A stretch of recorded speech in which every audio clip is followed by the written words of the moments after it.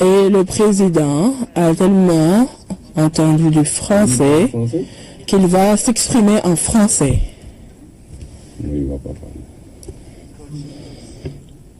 Co-président, Excellences, Mesdames et Messieurs, j'aimerais tout d'abord vous remercier les co-présidents, président Macky Sall, président Emmanuel Macron, pour avoir convié le Ghana à prendre part à cette rencontre importante. J'ai décidé d'accepter l'invitation pour venir à Dakar, cette belle ville, pour une raison simple. Je pense que les questions que nous discutons ici sont les défis majeurs de notre continent, l'éducation. Nous avons la population la plus jeune sur la planète. Nous avons la population la plus jeune dans le continent le plus riche, mais vivant dans les conditions les pires à travers le monde. Et ce paradoxe doit être démantelé via l'éducation. Nous devons nous assurer que tous les jeunes enfants, filles et garçons, les filles représentent 52% de notre population, donc elles ne doivent pas être laissées en rade. Donc je réitère, filles et garçons aient accès à l'éducation. Normalement, ces enfants ont accès à l'éducation, mais ils doivent avoir accès à une éducation qui leur permettra de faire face aux défis du 21e siècle. Donc, deux objectifs urgents, l'accès à l'éducation et la qualité de l'éducation qui va leur permettre de survivre dans ce 21e siècle. Nous avons déclaré au Ghana que nous sommes déterminés à ouvrir des opportunités pour tout le monde. Les 5 dernières années, avant mon accession à la magistrature suprême, chaque année, à peu près 100 000 jeunes étudiants ghanéens n'étaient pas en mesure de passer du collège au lycée. Et la raison était financière.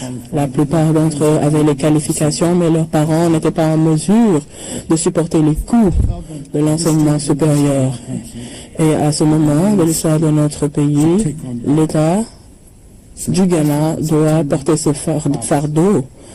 Donc, en date de septembre dernier, le lycée est devenu gratuit au Ghana.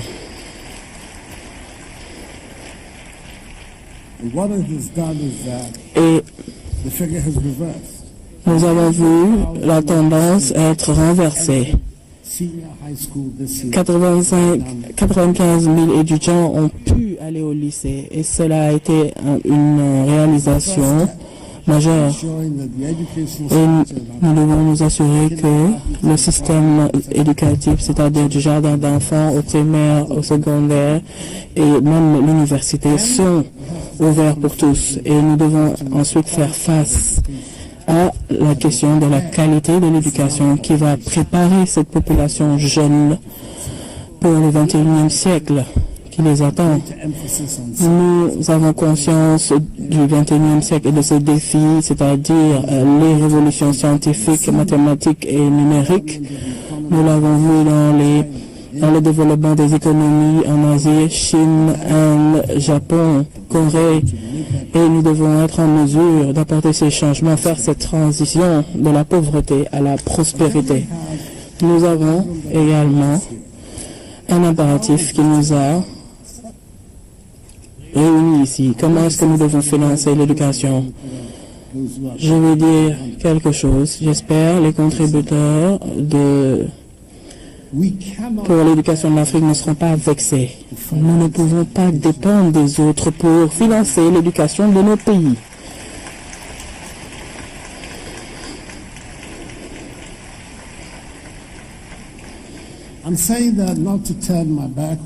Je ne le dis pas pour paraître pour tourner le dos aux contributeurs, à ces nobles bailleurs qui nous soutiennent. Mais si notre politique dépend d'autres bailleurs de fonds. Si leur politique est réformée, nous allons souffrir. Mais si nous définissons des politiques qui s'adaptent à nos besoins, si nous définissons des politiques pour notre système, nous serons toujours au contrôle. Est-ce que les fonds sont disponibles sur notre continent? Oui. Nous en avons en abondance. Si nous éliminons la corruption, si nous boutons la corruption de notre continent, si nous nous organisons pour avoir des arrangements beaucoup plus prometteurs, beaucoup plus attractifs pour exploiter nos ressources, nous pourrons renverser la tendance. Si nous empêchons les fuites de capitaux, la commission de Thabo Mbeki, qui a inspecté les fuites de capitaux hors de l'Afrique, a estimé que durant les 10 dernières années, chaque année, 50 milliards de dollars américains sont envoyés hors de l'Afrique à des fins illicites. Pouvez-vous imaginer ce que ces fonds auraient pu faire si nous avions ouvert les yeux et que nous n'étions pas restés inactifs devant cette fuite des capitaux?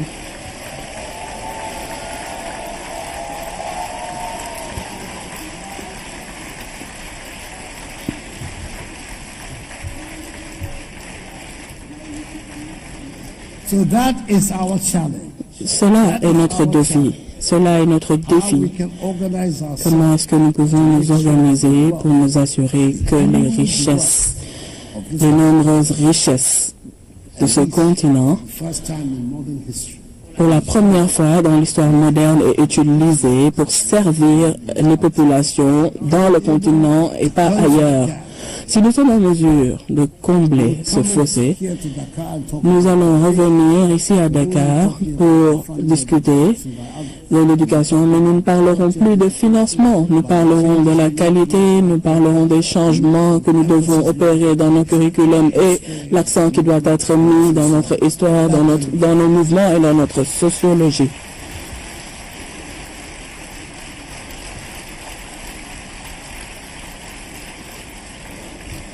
So that I am not misunderstood. Pour que je ne sois pas incompris, tous ces contributeurs, ceux qui se sont engagés, vous êtes les bienvenus. Mais je pense qu'il est très important pour nous de changer notre état d'esprit.